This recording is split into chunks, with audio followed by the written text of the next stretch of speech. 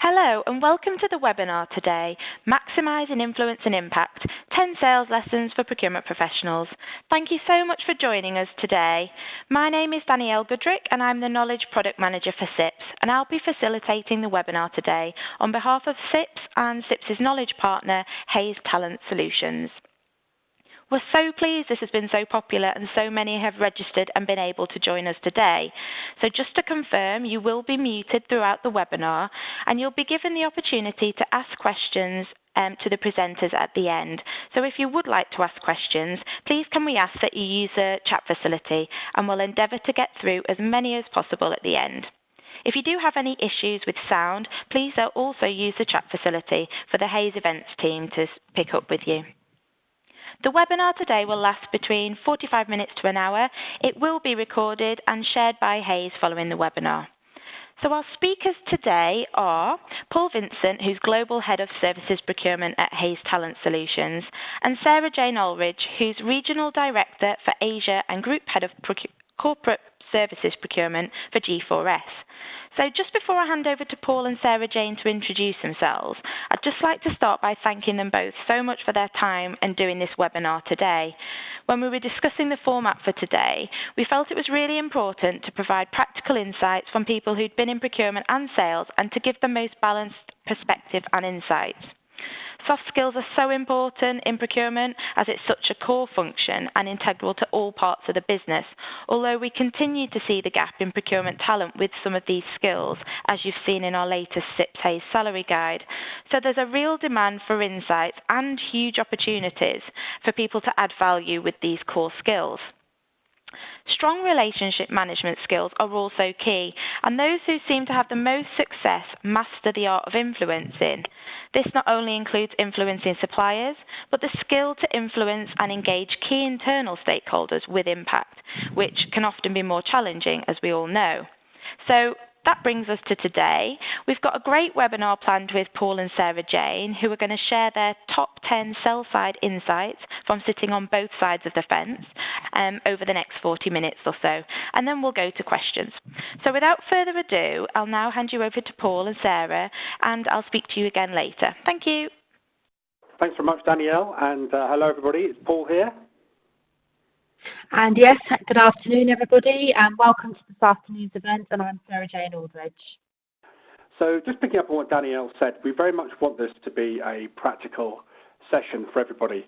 And just to give you an idea of the origins of it, so I've been in and around the buying side, the selling side, and the consulting side for many years, and Sarah Jane has worked for a number of different global sourcing organizations. And we've known each other for probably more than 10 years now. And we've often reflected on, as we've moved from role to organization and back again, that this whole point of procurement and sales being inversions of the same thing become more and more apparent. And as we've been discussing the sort of learnings that we've found and how we've applied that in what we've done, we thought it might be useful to share that to a wider audience. So what have we got planned for you today? Well, we've got 10 insights that we've highlighted, and in those insights, we're going to cover it from both angles. We're going to talk about that insight in terms of what it's demonstrating, and then also we're going to talk about what you can practically take away. As was said at the start, we really want this to be interactive, so we'll try and rattle through this a bit like dealing cards, and then hopefully leave as much time as possible for Q&A at the end. So let's dive into the first insight. So the first one is that people buy from people they trust. Now, that's not necessarily anything earth-shattering, but this whole point of trust is absolutely crucial because, of course, trust has to be earned. You can't just walk into a business situation and someone to rely on your word, to rely on your expertise. And in a buying situation, particularly when you're dealing with a new supplier or a new stakeholder, it takes a while to find the rhythm of that relationship. So some of the things that you really need to think about if you're a sales person faced with that challenge is how well do you come across as an expert in your particular service or solution? Are you offering something that is interesting, something that's going to be reflective for the recipient? Do you honour your commitments to your customers? Do you create shared experience in the way that you are trying to engage and work collaboratively to whatever it is they're looking to achieve? And of course, on that one-to-one level, are you connecting? Is there that famous chemistry test that actually brings those two things together? And of course, you are selling your credentials and your credibility every day, and you're selling that both internally and externally.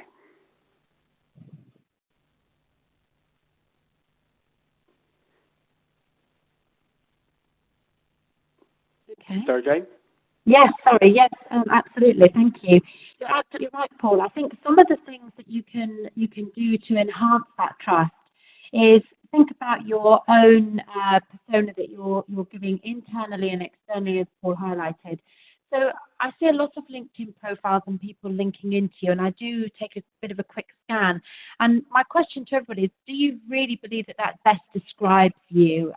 And does that give you a really good, interesting story and a reflection of what you're really like? One of the things I also believe is a very good photograph. So don't put obviously you want to be seen as fun and open, but make sure it's a professional photograph as well. Take every opportunity to get involved in any media. In the past, I've done a couple of articles, and it's good for you to show that you have some subject matter expertise, and that creates a lot of trust as well with your suppliers as well as your internal customers.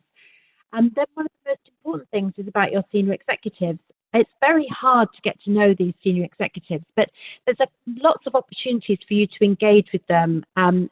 There's always that elevator pitch that you can do, which everybody has an opportunity to do every now and again. Make sure that you are very open, understanding what people do. Have some curious questioning with the people in your organisation. What do they do? How long have they been in the organisation? And how can you support them? So a good opportunity to sell procurement and yourself at any stage throughout your day.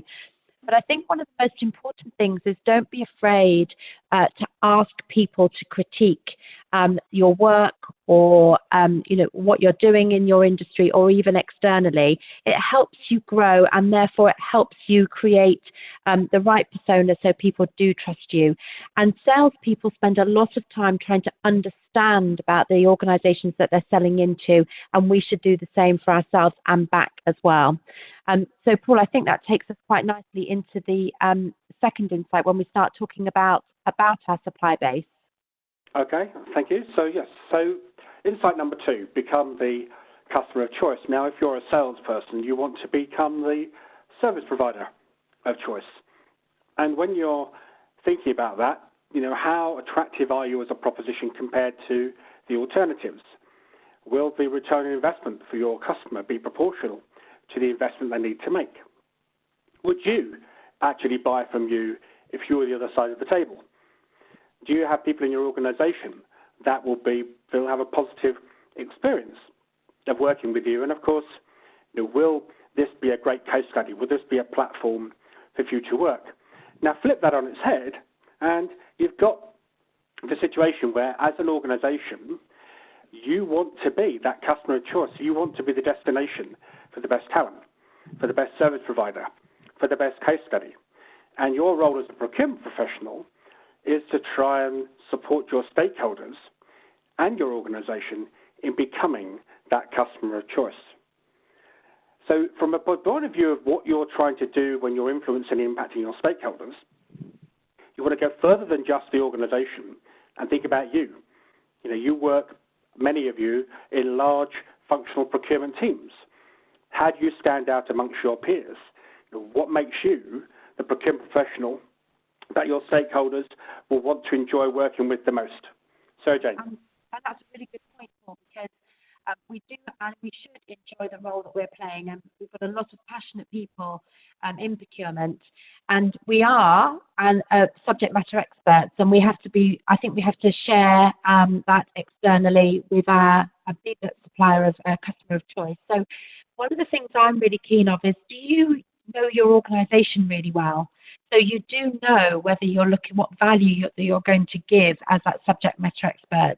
So your suppliers are interested in coming to you with some innovation? Do you know what good looks like? And do you know your account managers really well? Do you check in with them on a regular basis? And that serves a number of purposes. One, because if there is things like disaster recovery, or you need some goodwill around your organization, or you need to find out some market intel, your account managers are keen to talk to you. So do they know you, and do you know who they are? So be prepared to spend a little bit of time getting to know your account managers. And therefore, that should help you know what good looks like in your spend area. Being a subject matter expert means you've also got to look at the market externally quite well. And what would you and could you be the first port of call when there is a crisis, a burning platform in the organization? Can you stack up really quickly to your internal stakeholders and know exactly what it is that people need to enable in your business? So understanding your business is really important.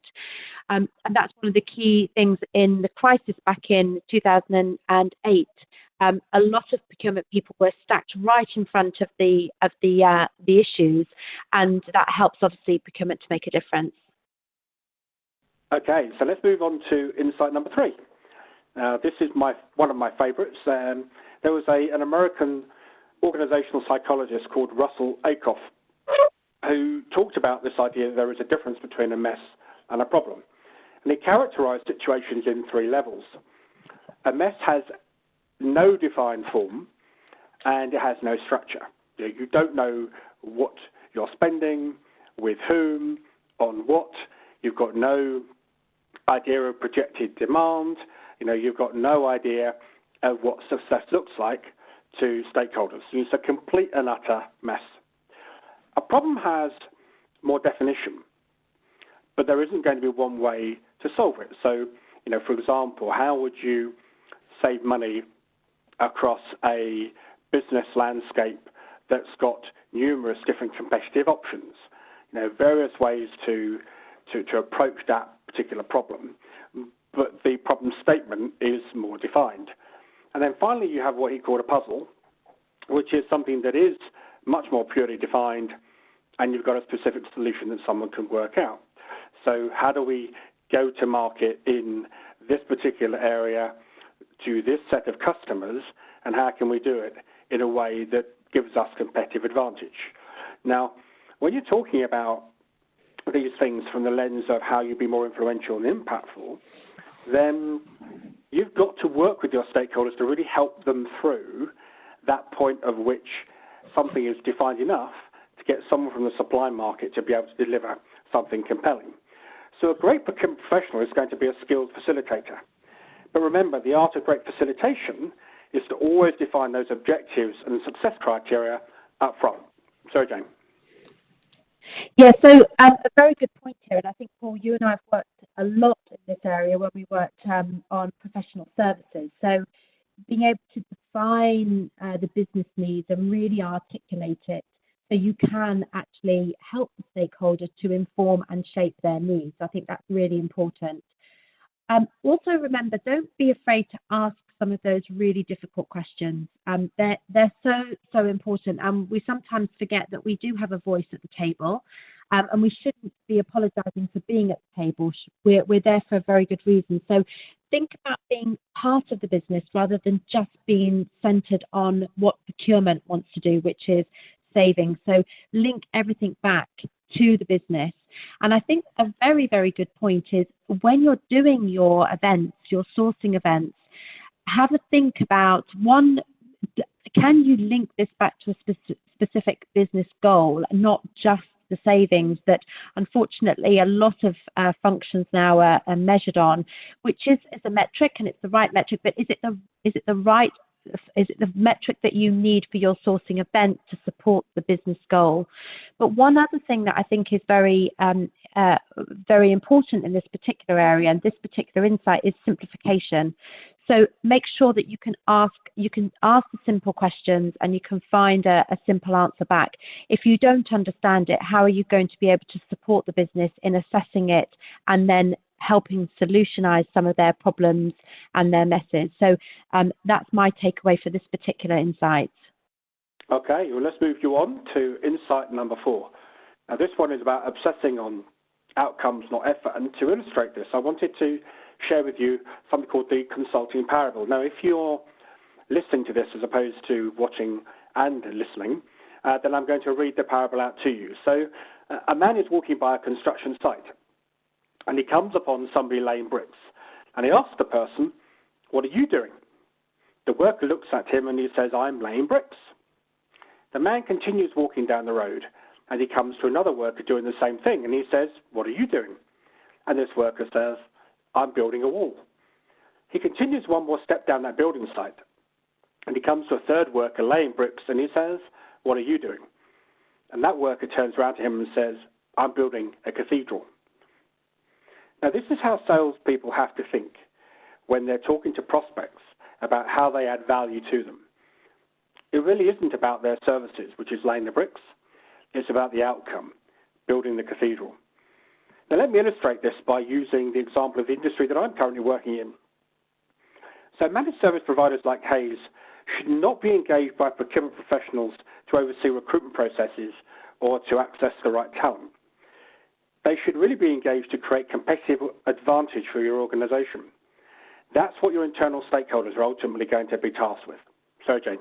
And it's a very good point, because I wonder how many procurement people think of it like that. And I'd like a lot more procurement people to think more about what are the critical success measures, and have you identified them, and have you thought about the actual outcome, as opposed to, it's a 6-month project and it's going to take this amount of effort to do it. So I think being very specific about why you're doing it, the timings on it, looking at stage gates, linking it back to what your internal customers' objectives are, I think are very, very important. But most importantly, and some sort of agility is required, keeping a track of your project and knowing that things might need to change throughout that process. Don't be so fixated on getting to the end game, but more about that outcome. And this is where I think it's very important that procurement think very differently about being more of a business advisor, thinking about innovation. Is there time in the diary to review and change what you're doing, and that you're aligning yourself to that? As you say, building the cathedral. We're not just buying the bricks, and we're not just putting the construction together. We're actually trying to be that facilitator and bring it all together. And I think that's one of the most exciting things about being in procurement, is that we can shift things, and we can be good change managers in the work that we do. Okay, so number 5, telepathy costs money. Now, what we mean by this is that the more a service provider has to guess what their customer wants, what success looks like, what they're willing to pay for, what they're not willing to pay for, what they've already got, how good their data is, how challenging the stakeholders are, what are other projects that may be intersecting with it, the more guesswork they have to apply to their proposal, the more you're going to get guesswork, padded commercials, and frankly, a half-hearted commitment.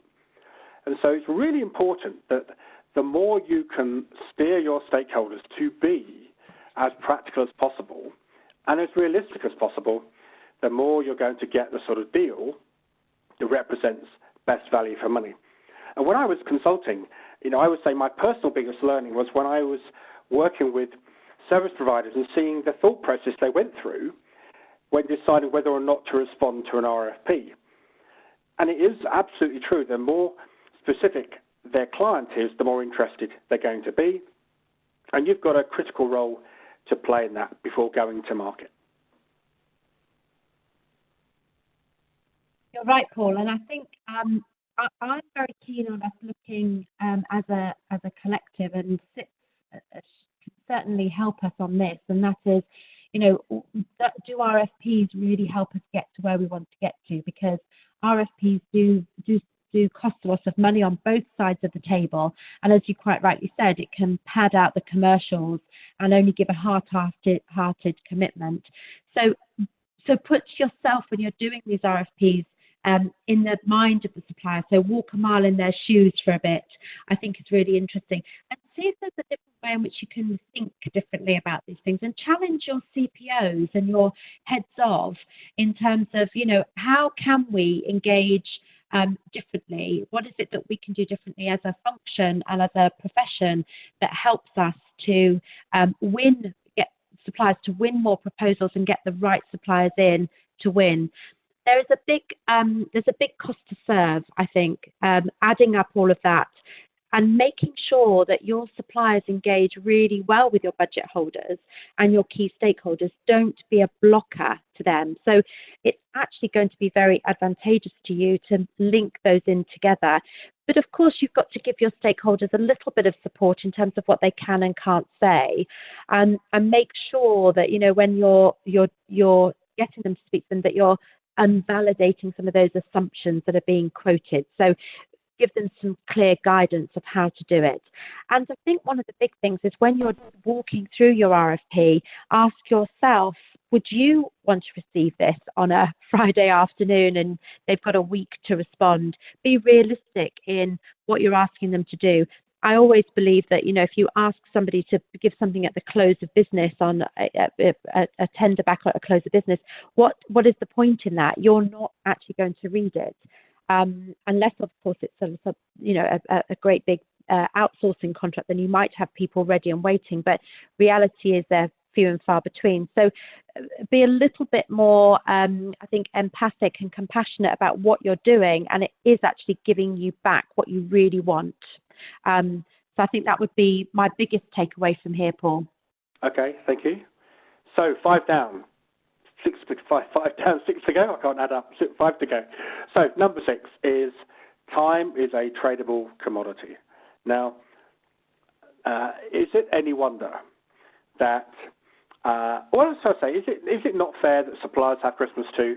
How many of you, in your experience, have actually issued an RFP 2 weeks before Christmas, or even 1 week before Christmas, and asked for a response back by the first week of January? And how reasonable do you think that is, and how reasonable do you think that makes you appear to the service provider? Now, I understand, having done it myself, that you want to keep a sourcing process going. But when you unnecessarily truncate timescales, they can often be self-defeating.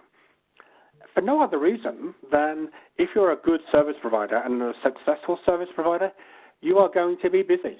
That's what makes you good.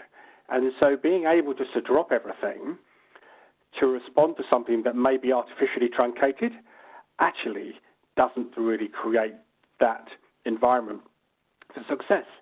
And cost of sale really matters, and it makes a big difference to whether or not you would choose to respond.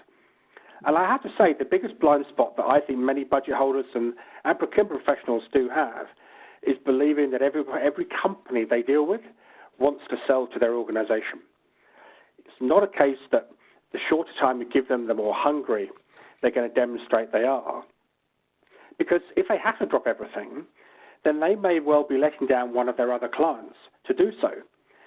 And in the future, you may well be that let down client. And do you really want that to be the case?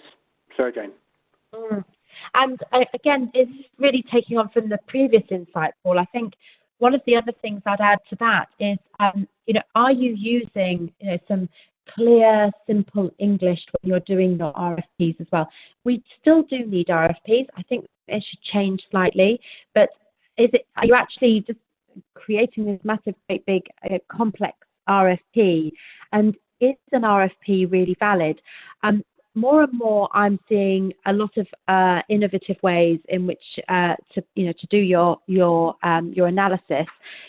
Are we doing some workshops? Are we giving them pre-information? Are we giving them plenty of time beforehand? You know when an RFP is going out. We tend to do non-disclosure agreements at the sort of night before or a couple of days before. We know that there's going to be an RFP. We know really how many suppliers and which suppliers we're going to be putting in the mix. So why not bring them in a month before and give them plenty of time so they can enable the right people?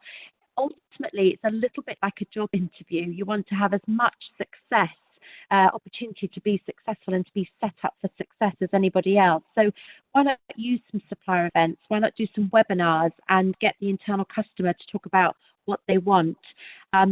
And make sure that you've opened the doors really wide so they can come and sell themselves. That is what they like doing. That's what they're passionate about. And actually, that's what helps us understand what to offer us and maybe have a better innovative solution to the business.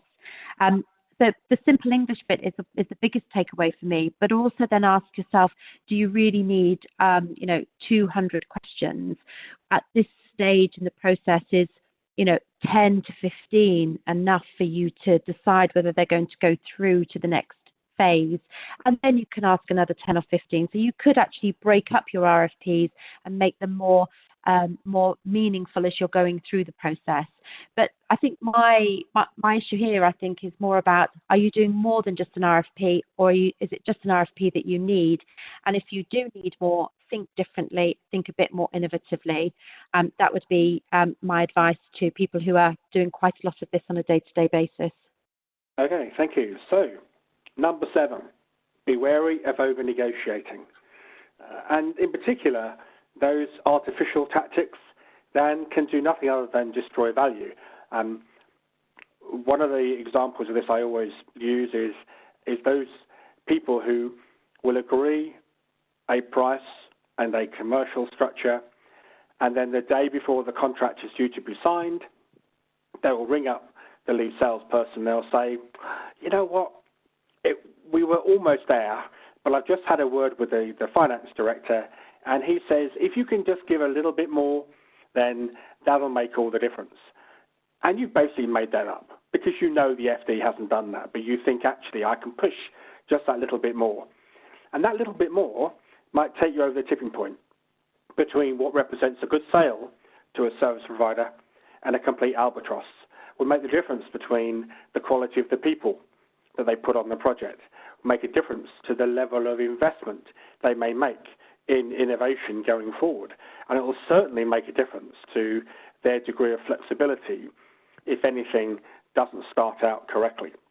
They will be once bitten, twice shy. And these things are very important. So over-negotiating, be very wary. Takeaways, SJ.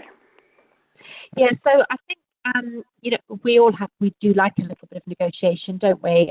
It's the best part of procurement sometimes. But I think use the time before the final negotiation to do some conditioning.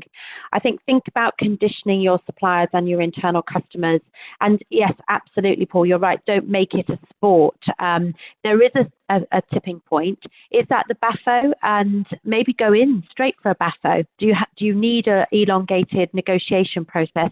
If you know your market, you probably know what you should be aiming for. And of course, you must avoid any of those misunderstandings. You don't want to be trying to undo what you've done as you're going through the contract process.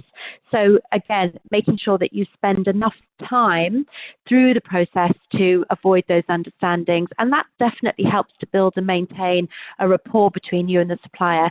Use the words and again be genuine about this, but most of your suppliers you want to have a partnership with. Don't be afraid to change the scope either throughout the process, and do know when to stop. So, you can't keep messing them around, but don't ask for anything you wouldn't agree if you were the supplier, and be open about some of those difficulties. So they will probably have the solutions for you. They'll probably be able to come up with the solutions, but don't hide them somewhere, and make sure your internal customer knows that you're there to support them in unlocking those difficult situations. Even if that means you're not going to do it there and then, but you've created an environment where you can keep that dialogue open for a long period of time over the contracting process. I've seen a lot of contracts go pear-shaped, but what you find is that in the contracts it's so heavily negotiated that it's really hard to come out of it. And I think this is where the next insight for us, Paul, is really important when we're doing some of those contracting and pricing negotiations. So back to you. Thank you. And of course, how you negotiate does give an impression of your knowledge of the market, your knowledge of the stakeholders' priorities, and your respect for a supplier's standing in the market. And this insight, liberate, don't strangulate, takes that one step further, because the more that you encourage innovation, the more that service providers can actually build a platform for continuing value within your organization. And that's what you want. What I often find, or have found over the years, is that there is a reluctance to ask for too much because you think that's going to drive increasing costs. And so because you don't have that desire or that request, can you go find, then you almost shut the door to new opportunities that can make a fundamental difference. And so the more you actually be a conduit for that, the better. Similarly, you want to showcase the good work that your suppliers are doing. Now, how many of you have asked during a sourcing exercise for a similar case study? Yet, if your suppliers have asked you to provide a case study, you wouldn't do it. You're asking for something that you wouldn't do yourself. And actually, case studies have currency. So, broad one here, but really open up your mind to how you encourage your suppliers to continue to do better, because they are only as good as their last project. And so being successful, building a platform for future work in your organization is central to them. But you're no different. You know, as a procurement professional, you need to stay relevant to your stakeholders. So the more you continually bring them fresh value, either from the incumbent supplier base or from the marketplace, the more you're going to continue to impact and influence. Sarah Jane. Yeah, absolutely, Paul. And I think we've all seen, contracts go a bit of awry because, you've got 101 measures. So I think some of the lessons that I've learned is, really drill down to the 5 or 6 things that really matter and focus on those and encourage your suppliers and your internal customers to really talk about some of those ideas that you really need to open and get through to your business, because it's actually the business that's going to benefit from it. This isn't always for every supply type. Some categories are, run through commodity. You just need to actually get the cheapest price. But actually, a lot of our suppliers, especially in the service industry, you do need to make sure that they are very experienced in what they do. They are performing on your behalf, and you're giving them the opportunity to deliver what they've said they will deliver. And that means you must open a few doors. And the best way to open a few doors is through a supplier relationship management program. Now, CIPS do run an extremely good SRM program, and I've done something similar, not the CIPS one, but very on the same ethos.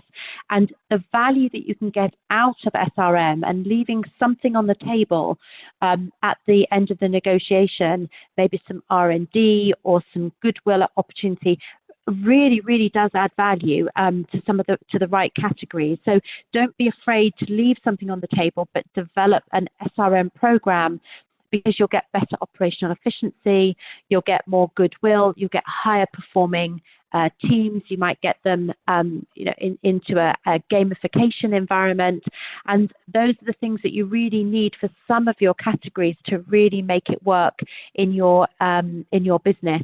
And that's a big plus for procurement, because then we get a very different external proposition and internal proposition with our business, and that works very well with the next insight that I'd like to bring to the table about inspiring some goodwill. Okay, exactly. So somebody said to me many years ago that they would never allow their customer to be less invested in success as they were. And that's so important. But I would ask, how well do you really think about that? Are you fully invested in the success of all the contracts that you place? Or do you place a contract and then you think about the next one? And that's a very important switch in some of the typical sort of procurement thinking. And, I often characterize goodwill as almost the air inside a hot air balloon. It requires both sides of the equation to keep that balloon inflated. And how do you do that? Well, you do it with respect, with transparency, with good ideas and obviously with trust, as we talked about earlier.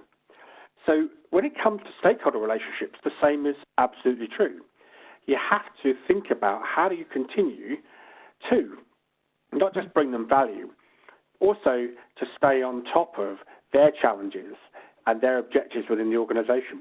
So let me ask you, are you pumping enough air into your stakeholder relationships? Well, I think for some of the challenges we have in procurement is the time pressures that we have.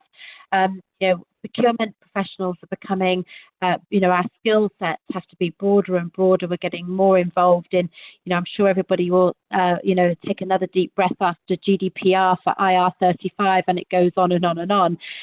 But there is value in regularly checking in with your key and critical suppliers. And this is where I think your goodwill sits mainly. You've really got to just give them a call every now and again, check in with your suppliers, make sure that everything's going to plan. And you can do that as well by getting involved in your service level agreement meetings.